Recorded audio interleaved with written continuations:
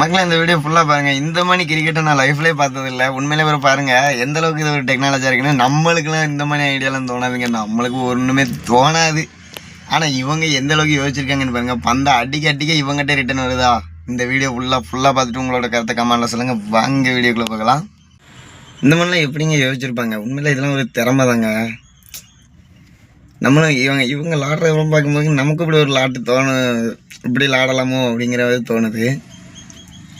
அவர் பாட்டு பாருங்க, பந்து அவர் பாட்டு அடிக்காரு. யாருமே தேவையில்ல, கீப்பர் தேவையில்ல, பவுலிங் தேவையில்ல, ஃபீல்டிங்னு அது இதுன்னுட்டு சொல்லி யாருமே தேவையில்லை. நாங்கள் ஒரு ஆளே போதும் அப்படின்னு சொல்லி விளையாட்டை தெறிக்க விட்டுக்கிட்டு இருக்காரு பாருங்க.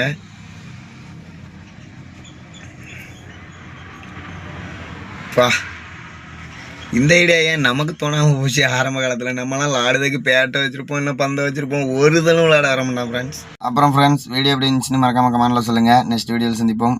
ஓகே, பாய்.